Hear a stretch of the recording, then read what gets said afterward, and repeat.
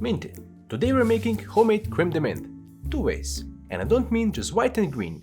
One will be made with mint essential oils and the other with dried mint tea. It's super fast and easy to make, and I think it can go toe to toe with the stuff you can buy at the store. What more could you ask for?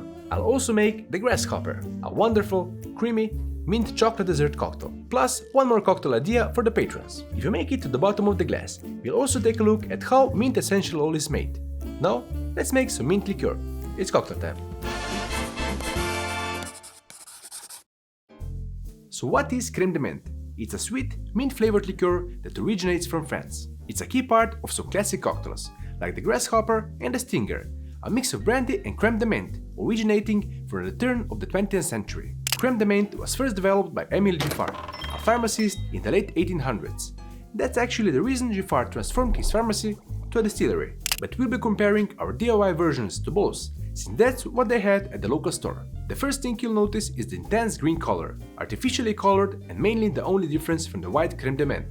That's only important for the appearance of the cocktails. On the smell and taste, you'll get a punch of peppermint, which I mainly associate with a bubblegum or toothpaste. The refreshing aftertaste lingers on the tongue, even though this is a very sweet liqueur. If you've seen any of my other DIY liqueurs, you know we'll tone the sweetness down a bit. It might not be used as often as Campari nowadays, but I think it can be a fun addition to your ingredients list, especially when homemade. Before we get into the two different ways we'll make our liqueurs, we have to talk about essential oils. Essential oils are concentrated plant extracts that retain the natural smell and flavor of their source. We'll go into how mint essential oils are extracted when we reach the bottom of the glass. And while I often highlight the importance of quality ingredients and proper measuring when making cocktails, this gets even more important when talking about something as concentrated as essential oils. Author Drink went into all the details about the safety and use of essential oils in 2 episodes, which I'll link to in the description. Main takeaway is that you should only use essential oils that are all natural and are listed as GRAS,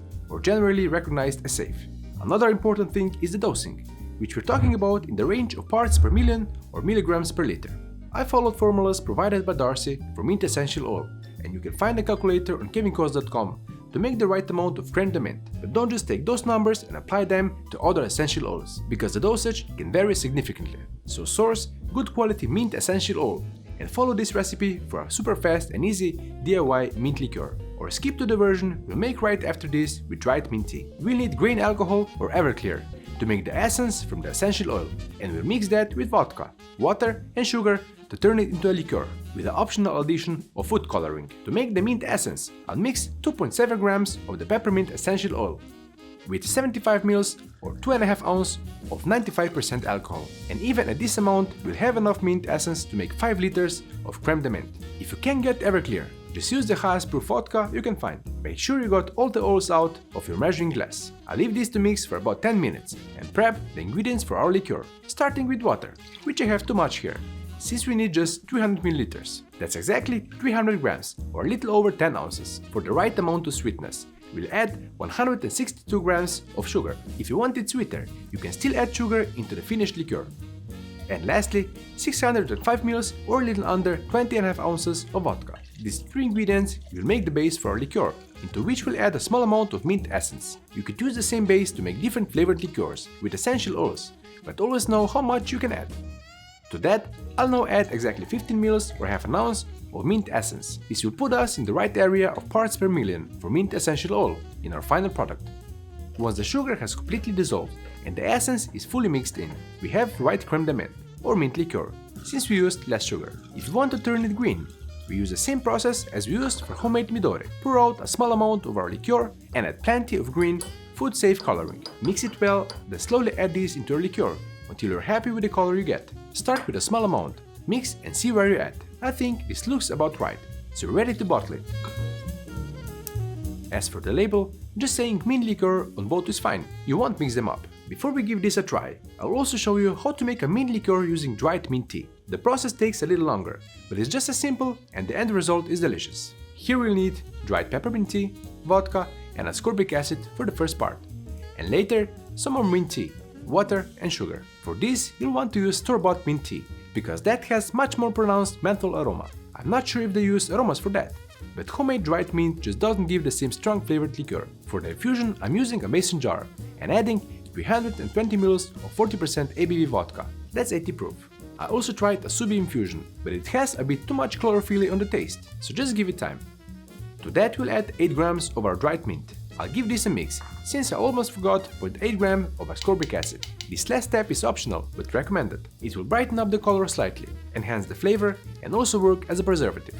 Cover and let's heat for 2 days, stirring occasionally during this time. But if you started the batch exactly 2 days ago, like I did, you can move on to the next steps. For the dilution, we'll use mint tea instead of water, so start by bringing 200 grams of water to a boil. To that, add 2 grams of dried peppermint, cover and let steep for 4 minutes.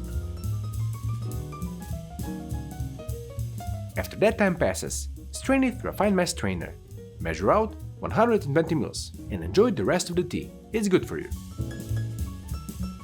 Into 120 ml or 4 ounces, I'll add 65 grams of sugar. Mix with the sugar to dissolve and let the tea syrup cool down a bit.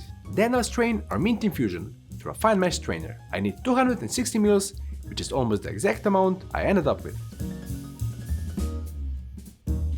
And I'll mix this with our mint tea syrup. Stir well for everything to mix and combine.